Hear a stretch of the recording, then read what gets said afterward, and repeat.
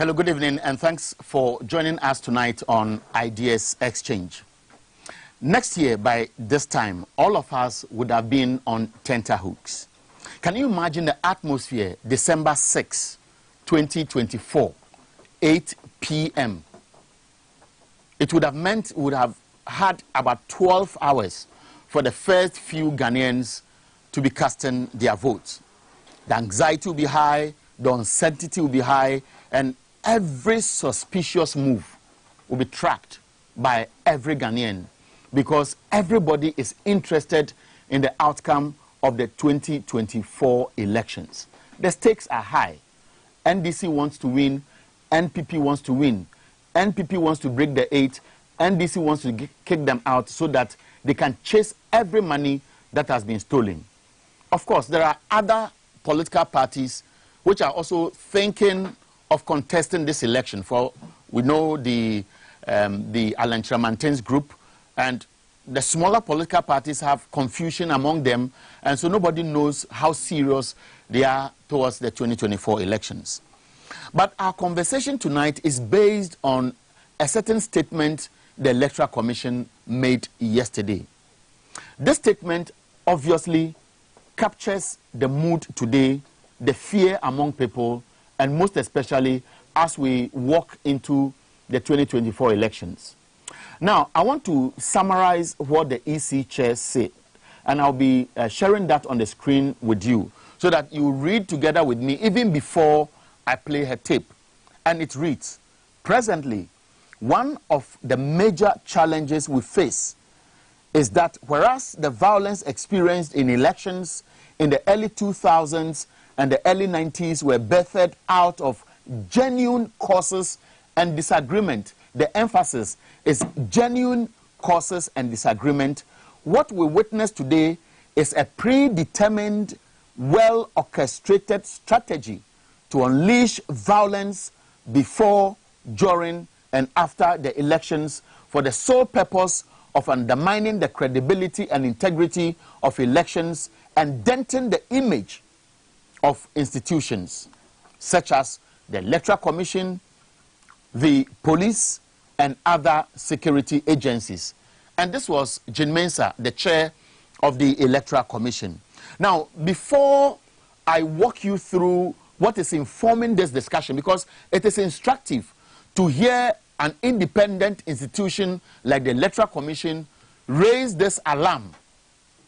But first, EC chair was speaking among colleagues who will be helping her to ensure the integrity of the election is protected. So yesterday, the police at the headquarters organized a meeting for members of the Election Security Task Force. And this is what Jean Mensah said. I want you to hear her critically before we delve into matters. We are all well aware of the grave security threats we face today where elections are concerned. The evidence of threats to our security confront us on a daily basis. Indeed, elections have become the lifeblood of our society, and people eat, drink, and breathe elections 24 hours a day. We do witness this from the dialogue on our radio and TV on a 24-hour basis. The quest for power today has become so fierce, and nobody and nothing is spared in the quest to attain power.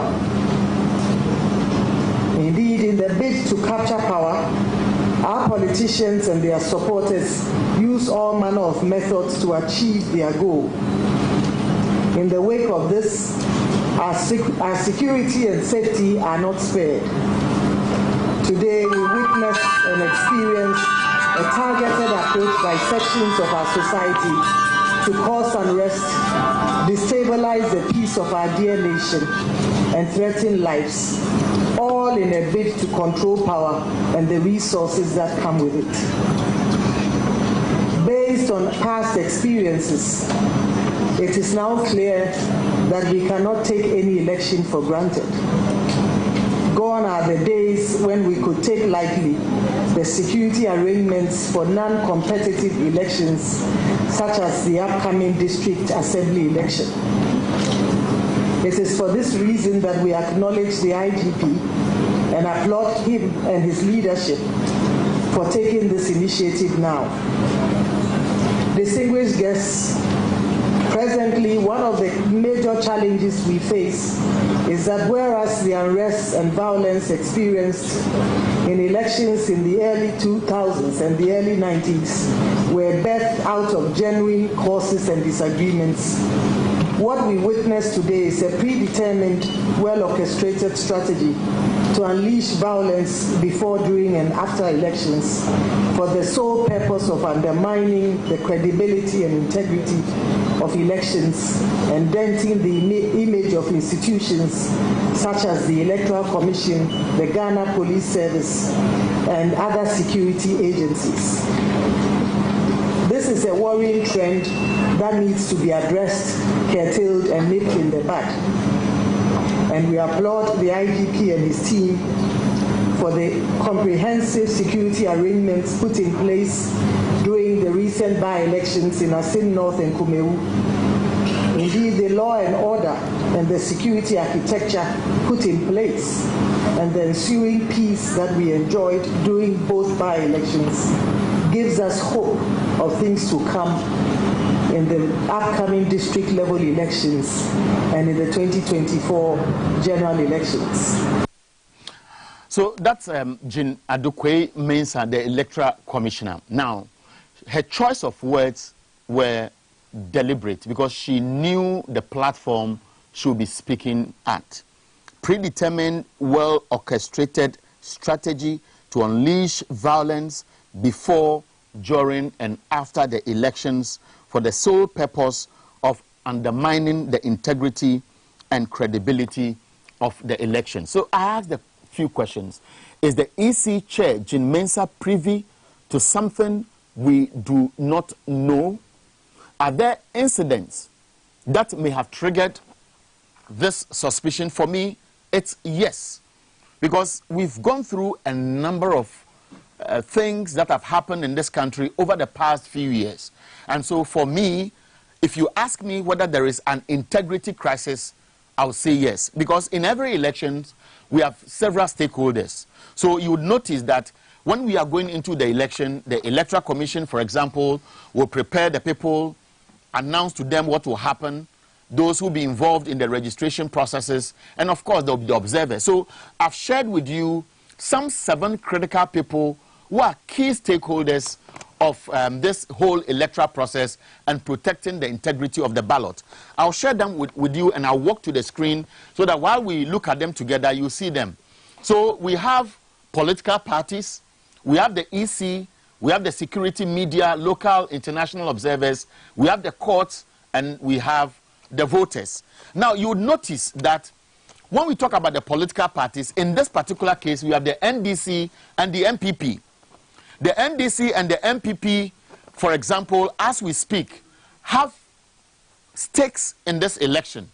I told you in the preamble that the MPP wants to win, the NDC wants to win. And therefore, whatever happened from the preparatory stage, that is from registration to exhibition of voters register, to the voting day, to the collation of results and declaration of results, these 2 political parties will be involved.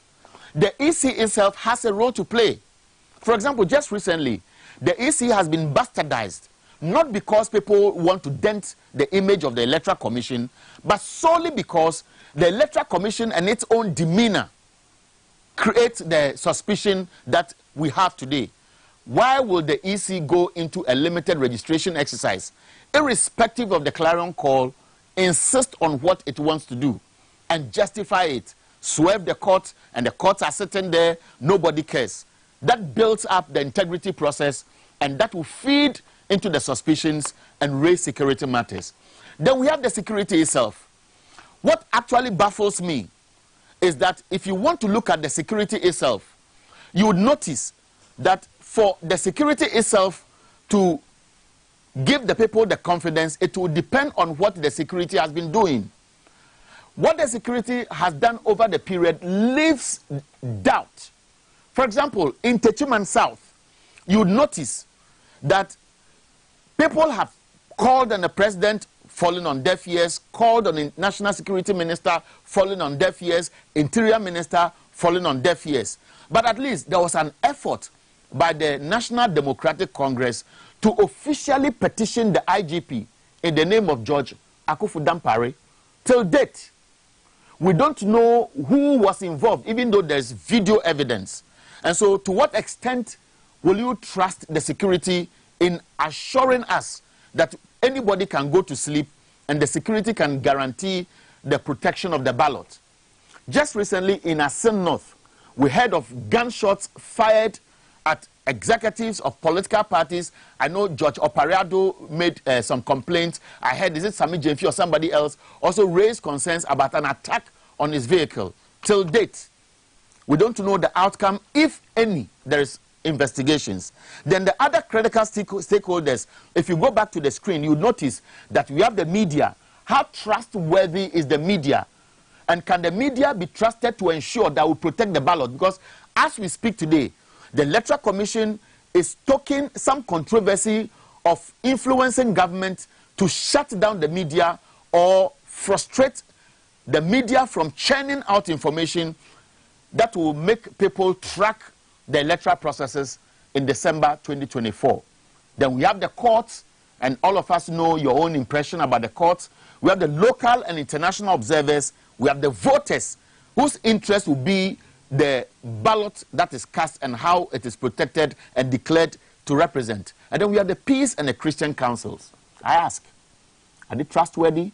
Would you believe in the Christian and the Peace Council? And do you believe that after so many experiences, they will have any influence or role to play in case there are disagreements? Now, I've been reflecting on a few things even before I introduce my guests, because I wanted to look at the EC, because Jean Mensah says some people want to dent the image of the EC. The logo of the EC comes with its motto, and the motto simply says it is looking at transparency, integrity, and fairness. That's the logo of the Electoral Commission. So you would ask yourself, do you think the EC is transparent? IPAC is missing. Do you think EC has integrity?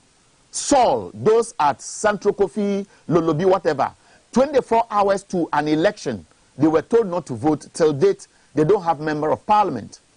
And the Electoral Commission does not care. It is looking at district elections in the Guan and other constituencies or districts. So it raises issue about the integrity. Is the EC fair? Because all these issues boil down to the security of ballots and why Jean Mensah should be afraid or concerned, or whether she knows it is the people in opposition who are plotting mayhem to dent the integrity of the process, or it is people in government. We'll be trying to find out some questions to this. So these are the issues I've been raising. And so I asked, Ayawaso West Wuogon is just around the corner. It will never leave us. The videos you see on the screen just reflect or remind you of the violence that took place at Ayawaso West Wuogon. I am not hurting those who were attacked on that day. But I'm playing this video for a purpose, because many of these videos went viral at least 1 month before the Emil Short Commission sat to find out what really happened at Ayawaso West Wuogon. And this is the reason why I still have suspicion about the integrity of the EC chair, Jean Mensah. Because when she appeared before the commission, she was asked, what is your opinion? Was there violence? And listen to this response. And she was very emphatic. Listen. There are reports of persons purported to have come from the national security who were actually armed at some police stations. Are you aware of that? Not at all. On the reports we have received from our field officers who were monitoring, there were no armed security personnel at any of the 137 polling stations. There are also reports of intimidating presence of certain masked men in black and brown uniform who were wielding arms in some of the polling stations. Are you aware? There were no masked men who were wielding arms in any of the 137 polling stations. All our reports that have come in and the monitors who have monitored, including members of the commission, did not identify any of these armed masked men at any of the 137 polling stations. Are you saying that you have actually investigated and you can confirm that Yes. the truth, there were no masked men at any of the polling stations? Is that what you're saying? Yes. So that was Jean Mensah after the Ayawaso West Wogon incident. And when the Techiman South incident happened, the EC, after several weeks, spoke to the issue. And this is what the EC said.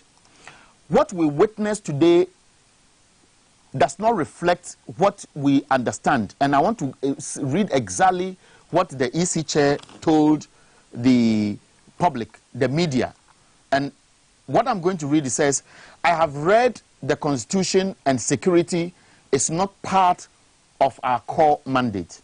I use this occasion to clarify that the EC is not responsible for election security, although the entire election and its success rest on the shoulders of the Commission. Our mandate is entrenched in the Constitution and does not include security. Well, today I went to Parliament because I had a hint that the Electoral Commission chair and some of her commissioners were billed to appear before the Special Budgets Committee. So I went there with the hope that I may be lucky to just poke in with some questions. But it never was. So I had a brief chat with Ahmed Ibrahim. He is the MP for Banda. And of course, he is the first deputy whip and he's a member of the Special Budgets Committee.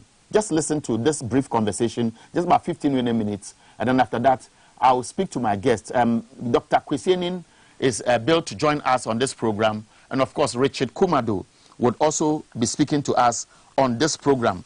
Don't forget, Dr. Kwesienin is the director in charge of the Faculty of Academic Affairs and Research at the Kofi Annan International Peacekeeping Training Center.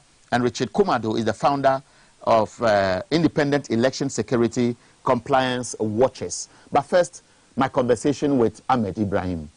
Good evening. I am privileged to be in the office of Ahmed Ibrahim. Many of us know he is the MP for Banda.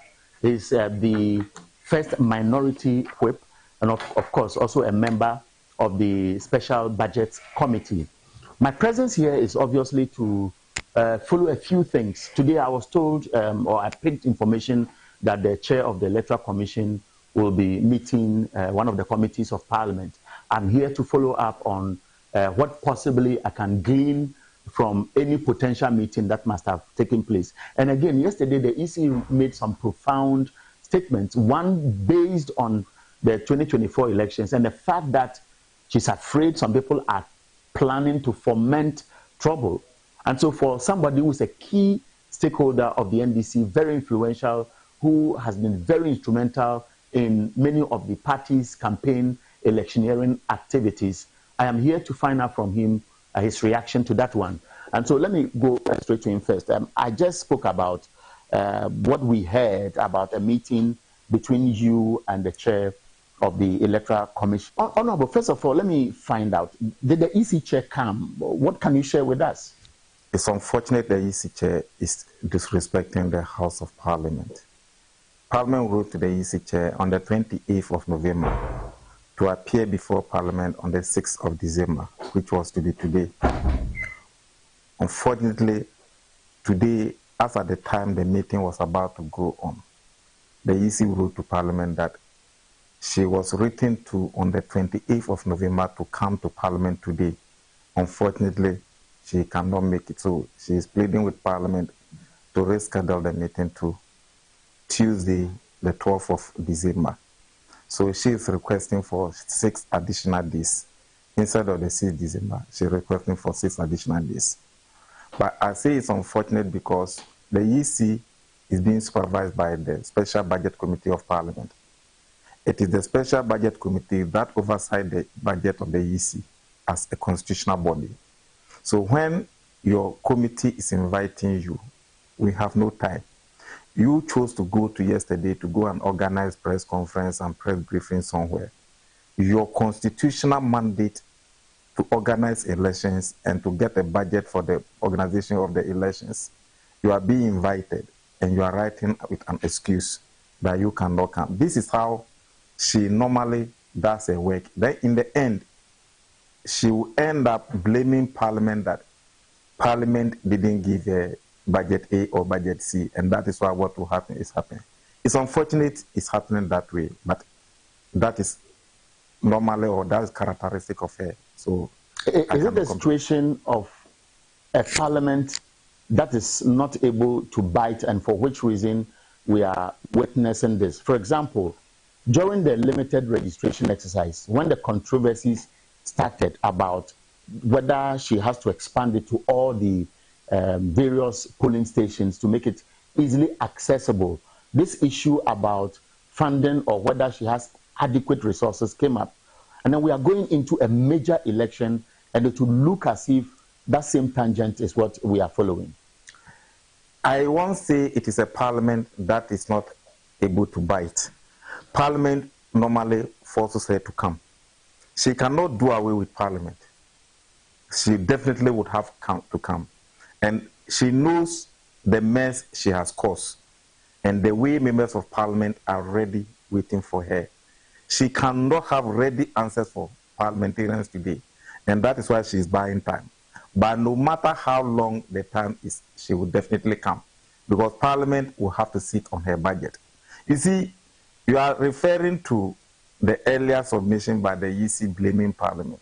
That the reports are here. She herself knows that it is Parliament that always does the bid for her to make sure that she's giving the money that will be enough to do her work. So when Parliament is inviting you and you don't come, it is you who loses. But the request that Parliament didn't grant her money, and that's why she had to do it, that is a reform that she herself brought. It was her reform. You came to Parliament that you would rather prefer to do continuous registration in the district offices rather than doing continuous registration, listen, periodic registration, because that is recipe for chaos. So this is a reform that you chose. If it comes to EC budget, the budget that the government gave her, the Special Budget Committee had to go and intervene for her to be given additional money, which was more than the money that she requested for. So when that thing came, today I went to the meeting with the report of the 2021, 2022, and 2023 budget estimates of the Electoral Commission. And I was going to point it to them, how the committee, he came to plead with the committee to prevail on the Minister for Finance to give her additional money, which the committee did, a money that was given to her. So if you cannot praise Parliament, do you have to blame us?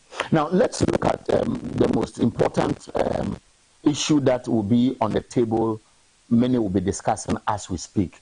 That is the 2024 elections. Today is December 6th. So next year by this time, many of us would be anxiously waiting for the next 12 hours to see the first few will be casting their votes. The EC chair suggests that maybe she has intel that there's a group which has a predetermined mind. Their objective is to create confusion during the December 7 elections, bastardize the EC, damage the integrity of the police and other security agencies. Now, when you heard this, as she spoke at the event the police organized for the Election Security Task Force, did it come to you as a surprise, or it is just buttressing what we all know? Why do you think that I have to be surprised? I would not be surprised on this. Did you listen to the comment by the special prosecutor when he himself said, "Maye ankunam, mimreswa meko," because the powers that are supposed to assist him are not assisting him? So, did you listen to the Bugri Nabu tape? I did. When Bugri Nabu said the MPP gurus and MPP police commissioners met together with MPP politicians conspiring about the 2024 elections. based upon which Parliament constituted a committee. Who were they referring to? The government in power and the ruling New Patriotic Party, who were saying that if the IGP is not replaced, they cannot win the next elections. Bugri Nabu was the Northern Regional Chairman of the New Patriotic Party. And Bugri Nabu did it together with ASP, COP, Alex Mensah, and COP Assad, who are claiming that they are going to be parliamentary candidate for MPP in Bekwai, in police uniform. This is what they were discussing. If you are a Yisi, you see all these things and you hear this, and it is the same president of the New Patriotic who appointed you. You can't mention his name, so you will lament. I bet you, if the person the Electoral Committee Mensah is referring to were to be the NDC, this evening they would have picked them up in their houses. No, but the NDC... So the referrer is not, the fingers are not being pointed to us. And that is why, in a way, I'm thinking about it in a special way. And J. Mensah cannot mention Nana Akufo-Addo direct. He cannot mention Bugri Nabu, COP Asare, and all those conspirators directly. So definitely it will be lamentation. No, but some might say that the NDC has also said boot for boot. The NDC says we won't go to court again. The NDC says we'll square it off at the polling stations. Is it not an issue of integrity crisis with EC involved? You see, integrity crisis, if you are talking of integrity, credibility and integrity crisis, the EC had that one in 2017. The moment J. Mensah came to replace Charlotte Osei, those crises came. So the best thing for J. Mensah to have been done was to sit down and redeem his image like Afarijan did, which she failed. If you go to the various electoral, district electoral and regional electoral offices right now, they are all crying and yearning for Charlotte Osei and Afarijan. J. Mensah has become so unpopular in the electoral commission cycles. Why? Because she's been put there as the government puppet. The government is not giving her the needed money to do the work. Parliament normally have to intervene. And you see, when you are dancing to the tune of your boss, you do things at his pleasure. So when the time comes and you have to stand in the balance, don't think you'll be able to please him. So me, I know J. Mensah will get to where she has gotten to. Put that one aside. Any calculation that J. Mensah has brought as an electoral commission has failed. Ask me why. When she came in 2018, the first election she organized was the referendum to make sure that 6 regions were created. That elections and that registrations, do you know the credibility of that? They were overvoting. Overvoting and this. And because nobody held her accountable for that, she repeated it in the general elections. The referendum for the creation of the regions, people were eager for their regions. So as to whether the numbers or the integrity of elections, so nobody pays serious attention. But when it comes to general elections, people were curious. So she changed the results 6 times. Then you leave that one. When it came to organization of by-elections in Ayawaso, you saw what happened. And you see, the pain that some of us have is that MPP led by Nanado has destroyed all our social capital and all our social respectable people with reputation. J. Mensah was claiming, oh, he was civil society guru, IEA expert. She was dealing with academia, the professors in the academia, University of Ghana, Legon lecturers and all those people. So we thought she was somebody who was on top of her job. Then when the time came and they took Charlotte Osei there, look, Charlotte Osei could stand before you and speak extempo. Afarijan could speak before you extempo. When you call J. Mensah, she will be dodging. She can't think on her feet and give you answers. If Boss Masari doesn't come, Jane cannot function. But what was his capacity that Nanado assessed before giving the position to her? Are you suggesting she's incompetent? I am not saying it. It's clear. We've talked to, why is it that you alone, whenever you are invited, even today, you are invited, you have to bring excuse.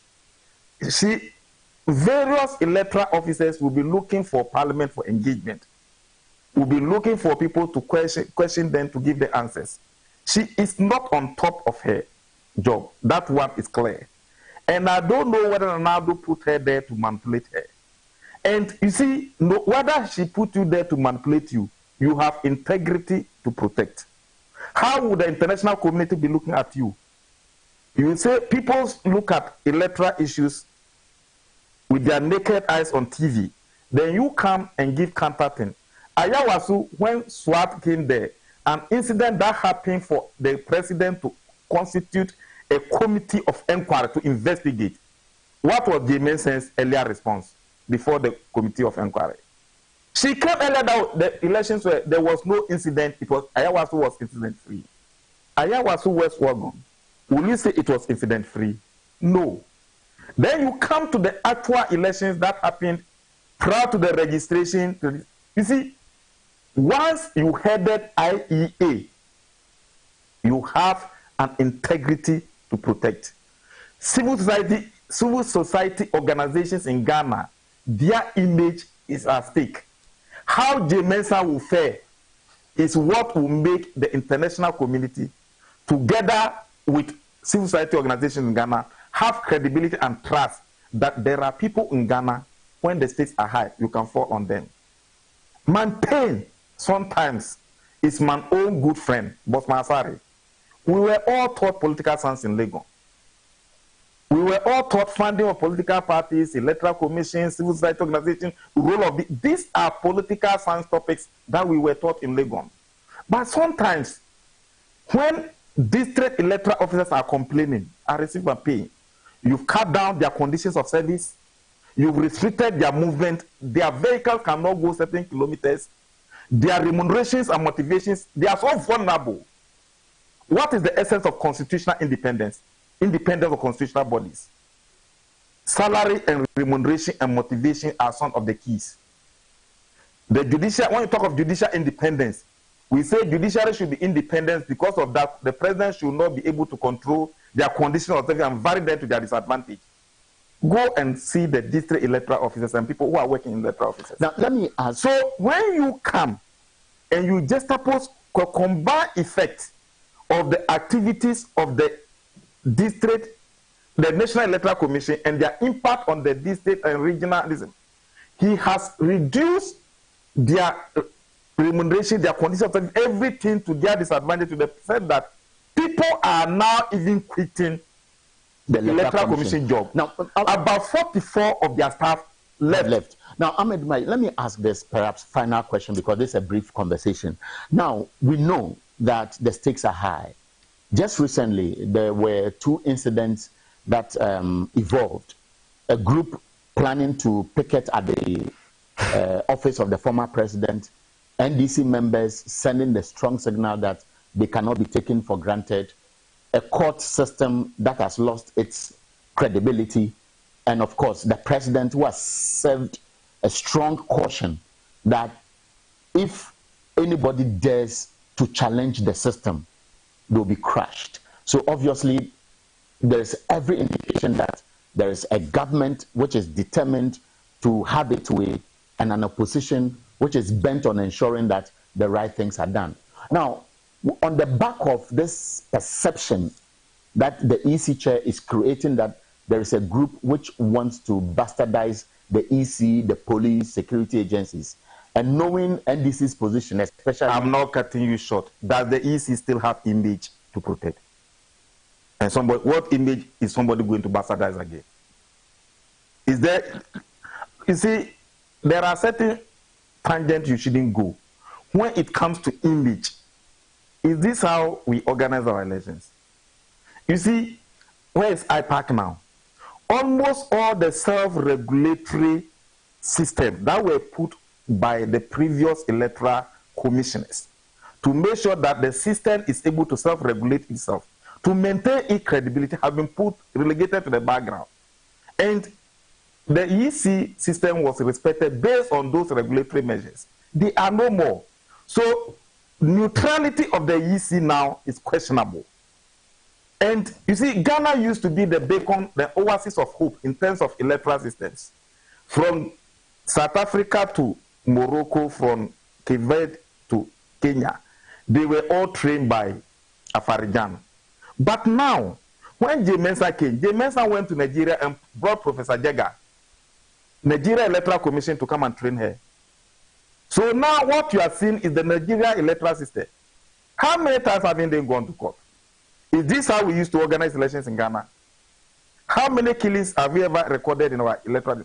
The day Professor Jiga came to Ghana, that she was coming to have discussions. Even she came to Parliament here and briefed us. I said, since when did we get to this level? We, that people were learning from us. Now we have gone to bring this Nigeria fraud election that people are complaining. How did you consider their recent elections? How did you consider the past ones? Now they are those who train you. So what image do you have to protect?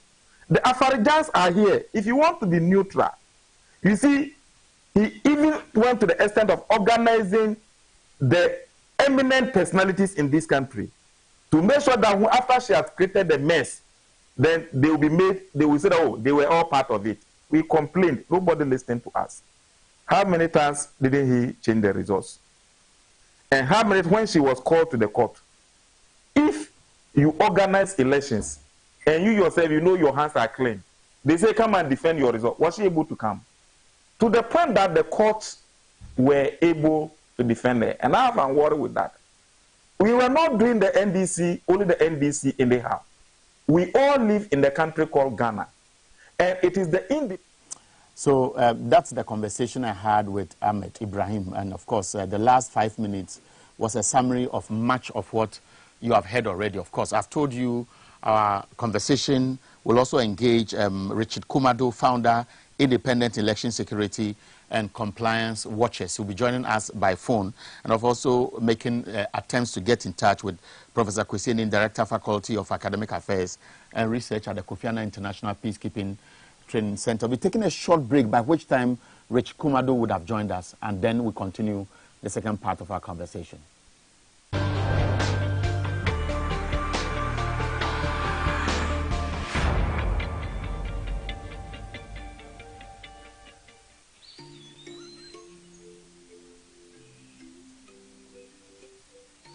Upon your arrival, you are introduced to your butler, who plans your itinerary. So many activities, all in the same premises. You visit the gym or the stables, they have it all. At my break, I'm able to practice my putting.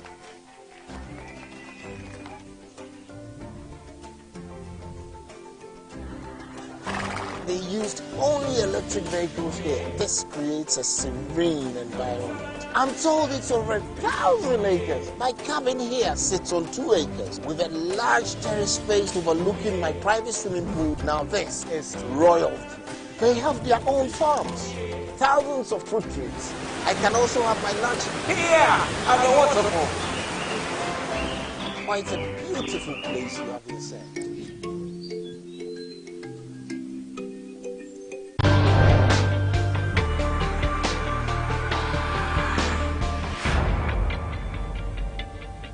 Welcome back. This is Ideas Exchange on TV XYZ. We are also live on our Facebook and other social media platforms, YouTube to be specific.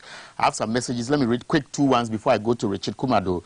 Kofi Snow says, nothing is good in this country called Ghana. And of course, Kwesi A.C. Boatin says, the next NDC government should use this tape or video to reprimand the AC boss. Richard, thanks for your time. I know I kept you waiting, but the conversation with Ahmed Ibrahim was also exciting, so I didn't know how to manage it. Good evening again. Good evening. I'm sure you listened to Ahmed Ibrahim, you've listened to the Electoral Commission, the concerns raised. And for you, as somebody who has monitored the electoral processes and then the tension that is gradually building up, how did it come to you? No, I wasn't surprised at all. If you remember where we came from, back from 2016 to 2020, I knew we were going to get to where we are now. What we needed to be doing is the political parties, key stakeholders, would need to be a bit more collaborative. The security agencies need to up their game, and citizens who are interested in democracy as a way of governing ourselves will need to be a bit more participatory. And that is the only way we can overcome many of some uncertainties that come with elections, particularly in Africa. But I'm not surprised of any of the lines. I'm not surprised of any of the activities so far. Okay, now, so obviously the stakes are high. And for you, vigilantism, i.e. being vigilant, I'm not talking about the other way where people assume vigilantism is always about violence. People being vigilant, monitoring every process is key. But because of the political terrain as we speak, and then the critical stakeholders whose image have been dented in one way or the other, how do you want us to walk through this fine line to protect the peace that we have?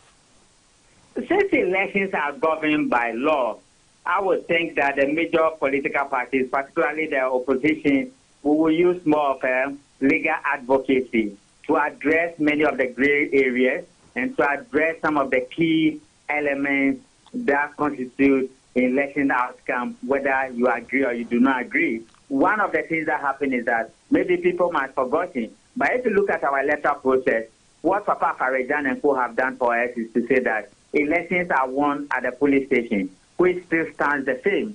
So at a point, what Farejan did was that we will not do recounting at the coalition center. But when we get to the coalition center, we are going to collate election results, which comes from the police station. In the 2020 elections, the electoral commissioner changed the rule, and she was picking election results from the region. And election results from the coalition center is a control measure in our electoral process. But because she was picking the results from the regions, people had difficulty in understanding how the figures were adding up. And that is one of the things that led to the agitations why people got shot at Teshima South. I am thinking that legal advocacy to clear out many of the things that will be coming out of the new CI for the 2024 elections will be very crucial, because every election is unique and every election comes with its own procedure and comes with its own processes. And anytime you circumvent the rules and you contravene the procedure, you are heading towards election fraud, or you are heading towards discrepancies that may create problems on the spot. And I think that is what the political parties, particularly the opposition ones, needed to be looking at.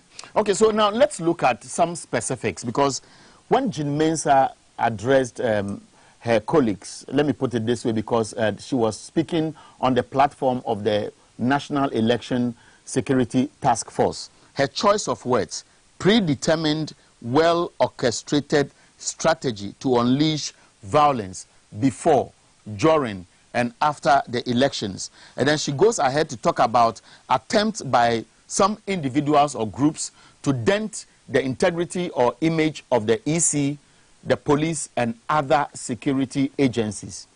Now, the preamble of our conversation before we came to you sought to establish why the EC itself must take some blame because of some past or recent past events. So you would notice that when they were doing the limited registration exercise, in as much as the EC insists that it doesn't want to disenfranchise anybody, everything showed that the EC does not care about people who will be disenfranchised. Again, the IPAC that sought to be a second force that was working closely with the Electoral Commission, and so if any CI or any law is sent to Parliament, the assumption would have been that all the critical stakeholders have the buy-in, and therefore implementation will have all hands on deck. IPAC is virtually dead. EC's integrity is hanging. Soul is an issue that many people will refer to, just as people would want to look at other things that EC has glossed over. When you put these down for any discourse, would you say that EC itself is justified to assume that it is not the cause of any potential security threat, but groups who may be planning to subvert the will of the people? No, I think when you are in a responsible position, you need to take personal responsibility for your actions, and the UC chair will need to take personal responsibility for your actions. to the extent that there are many people in that commission, they will need to take political responsibility and be held accountable for their collective decisions. What she said about predetermined and people orchestrating to create violence, I think is far below the best, and she's losing it. She has issues she has no answers. Why? Is she afraid that the people who died at Tetima South, their blood is asking for revenge? And this is the GC chair that has the duty and the responsibility of conducting free and fair elections in Ghana. And she has the security agencies at the beck and call. Has any arrest been made yet? Are the police people aware, or any security agencies aware of these particular people who are planning and predetermined to distract the elections through violence? I think probably she's being complacent, and she will be competent in any of these cases because she might be just with continence. Why am I saying so? You remember she said if she has a way, internet needed to be shut on the election day. When I set up the Independent Election Security and Compliance Watchers in 2008, we have used this platform across the globe. We just came from Liberia. We were in Nigeria and many places. Internet has never supported any electoral commissioner. Internet has never created any problem. There are human beings whose responsibility determines violence and human beings whose actions determine whether elections are free or fair. And I think she would need to be biting the bullet and be speaking straight and be telling it as it is. Recently, if you remember, the electoral commissioner was referring to some people she referred to as what? Opponents of the electoral commission. I don't know when the electoral commission became a political party that they have opponents. And I'm just saying that if she has details of people predetermined to create problem in the elections in 2024, she has the police. And to the extent that she has not made it public, I think she might not be telling the truth, or I think she's just telling us what she knew some people are doing, and she's not willing to tell because she's afraid of the truth. Now, so must she be asked or be pushed to reveal the intel she has? Because at that platform, when she spoke... Legal advocacy, that's what legal advocacy does. That is what legal advocacy does, and I'm surprised nobody has been to court by this time. You remember we were in the Komewu. When we came from Komewu, the two political parties were clapping for the IGP. We went to Asim South. Issues happened there. Just where the IGP was preparing himself to take on people, then there was a linkage of a case to say that the IGP needed to be removed because if this particular IGP is in place, they cannot manipulate the areas for some people to break the aid. And as to whether you break the aid or you don't break the aid, that was a conspiracy for treason, and that was a conspiracy to create violence and to circumvent the will of the people in 2024. And I am surprised nobody went to court as of today. Legal advocacy and the collective togetherness and the collective collaborations of interested parties who are interested in free and fair elections and to see governance move forward is what refines election processes in many of the developed countries. So we need to take her on for her to disclose who are these people that you know they are predetermined and they are orchestrating. Who are they? Where are they? How are they going to create the violence? Where and how? The police will need to know because the police maintain law and order, and one of the things they do is to arrest criminals and to investigate cases of criminality. And what she has said borders on criminality. And we don't need a sincere prophet. She needs to come clean. Other than that, she's being complacent in this particular matter. Now, I want you, we don't have much time, so I just want to play what I see as very sensitive, which is playing out on what we are likely to see when the political temperatures rise. And so the short video I'll play, not more than 2 minutes, I guess, is a bit of what we saw at the office of the former president when, in this case, a key member of the MPP, a deputy national communications officer, was threatening to mobilize people to picket at the private office of the former president. The police, I saw a letter from the police which suggested that their petition seeking for clearance was not properly written and therefore must be written again. Now, when the NDC youth were saying that they were going to occupy the premises to clean up the place even before they arrived, National Security was aware. National Security sat on the fence until the 24th hour when it became obvious that the NDC youth were determined to protect the property and the individual, i.e. John Mahama, before they advised the NPP group to suspend their planned picketing. Now, on that day, we know the NDC youth were sending a signal, and the president has also responded very strongly. I want you to listen carefully to the brief, and then I'll ask you what this means as we prepare to walk into January for the long haul till December 7, 2020. Show your weapon! Show your weapon! Show your weapon! Show your weapon! Show your weapon! Show your weapon! Show your weapon! Show your weapon! Show your weapon! Miwo! Miwo! One more through! Show your weapon! Show your weapon! Show your weapon! Hey! Hey! Show your weapon! About 1 year kono, you find the agro. You need prepare. Enti, say you be more than say, you NDC 4. You better be the agro. You go through one. You know me share. And I'm a boy. This is my earnest hope that the machetes and weapons brandished last week at the residence of the NDC's presidential candidate, the former President John Mahama, are not signs of things to come in the run-up to the 2024 elections. If it is, I can assure them that they will find no success with them. I want to state for the record that under my watch, no person or group of persons, no matter of their political coloration, will destabilize our country nor destroy the peace that all of us are enjoying. It will not happen.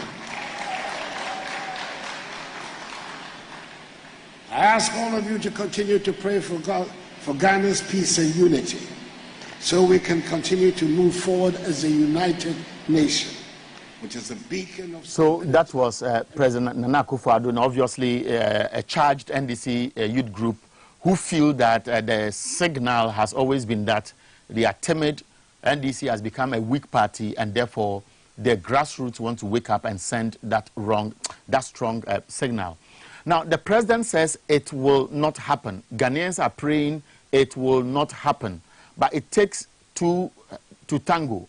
So we have those who are the active players on the ground who must demonstrate and build that trust in the processes that will be witnessed from now till we are set for our elections. But look at what is happening. There's something I call provocation, circumspection, and then security analysis and preemptive steps. You remember at Ayawaso, the security men who were masked, who went there, because I was on the ground myself. That's why I was very passionate in playing back Jim Mensah's response to the commission. I personally was part of those who interviewed COP Alex Mensah on the ground. And I put a question to him that, how do you come here as director of operations and suggest to me that those marksmen, you don't know whether they are policemen or otherwise? But the police sought to say that they had intel, and soldiers and policemen and those in national security uniform were sent there to pick suspects. Is it the same scenario that is playing back where you have one group deliberately provoking and another group reacting, and the president saying it will not happen? Mr. Kumado, I want to ask this question. Some say, look at Ayawaso, what happened? Look at Techiman South, what happened? Look at Ashaiman, what happened? Look at Garu and Timpani, what happened?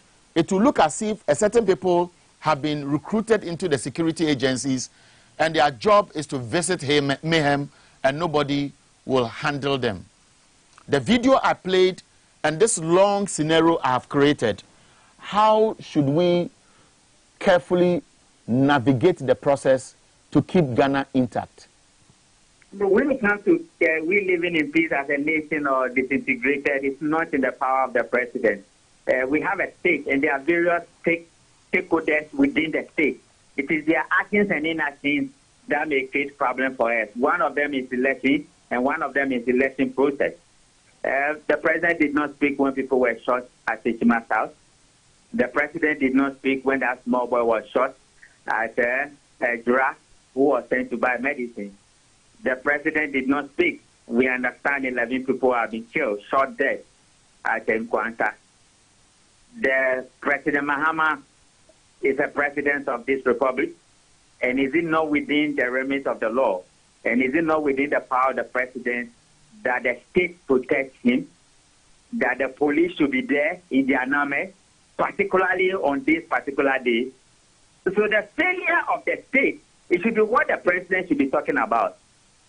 For whatever the young people who went there to clean this, we can look at it as a different case. For whatever somebody led a counter-demonstration there to do, we can look at it as on a different case. But when it comes to the president, it's in the position where Domama has been before. And by the rules that govern whoever we are, Domama is entitled to state security.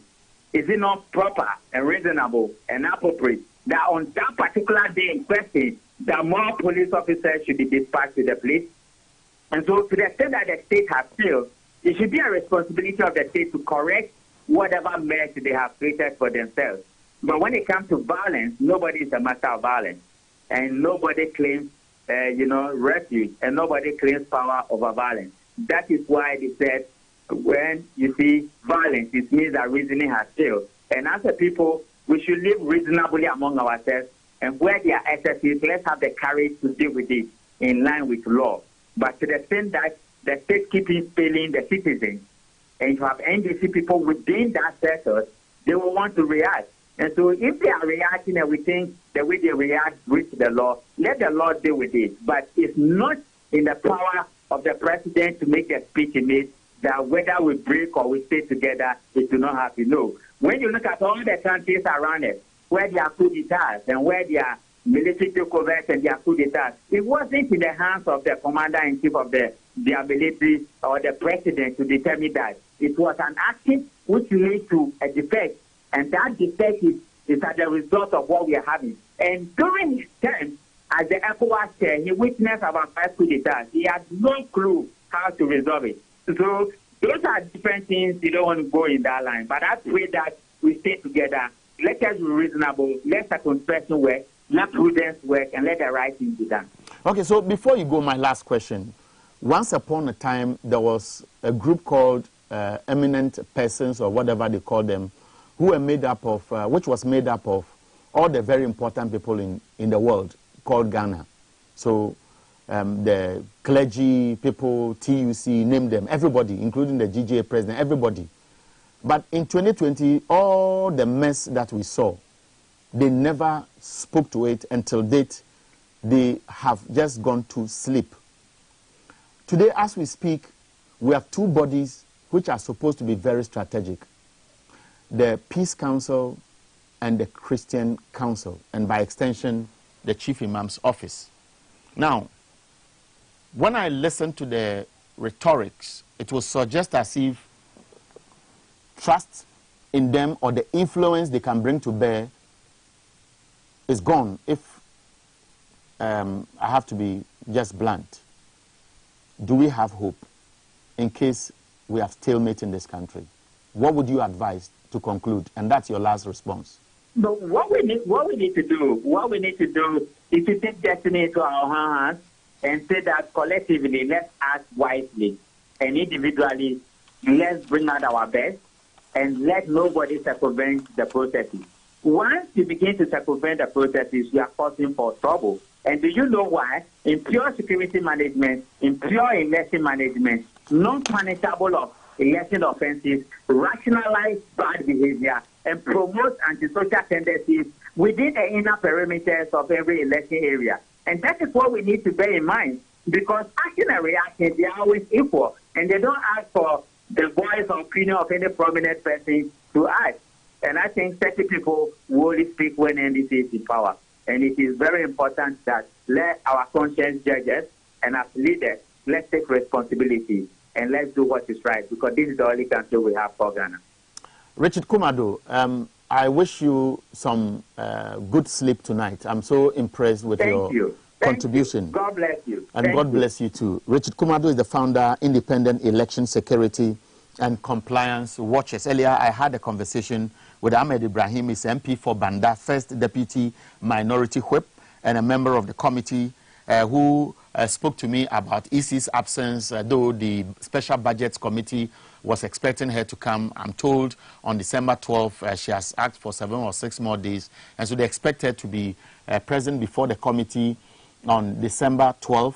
We also know that the EC is preparing for the district level elections. I hope as many will show interest, even though many of you think that our democratic process is losing its steam.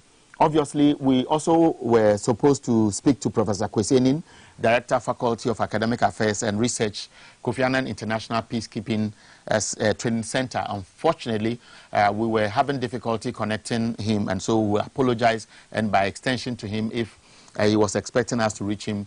It was difficult, I don't know, because of the networks, which are bad these days. I'll read just 3 short messages before I take leave of you. Hassan Malam Hassan says the electoral commissioner is being haunted by her own shadow, and she will be definitely asked to resign if not after December 7. She herself will be forced to resign before December 7, 2024. And then another one says a disappointed NPP, keep your vote between the NDC and the MPP, which party is more violent. And then the last one is saying, from Nana Champon is saying, Jin Mensa is trying to play on the minds of Ghanaians. So just focus. That's what Nana Champon sent just about a minute ago. And so that's how I want to end our conversation tonight. To all my producers, Ralph and the team at the Master Control Room, and of course, therefore, Bechi, who was also very supportive in my last-minute interview with Ahmed Ibrahim. I am Eric Ahianyo. Tomorrow, between 1 and 2 p.m., just catch this program if you missed it, and share with friends that tomorrow between 1 and 2, you are free to follow us on TVXYZ. Our programming continues. Bye for now.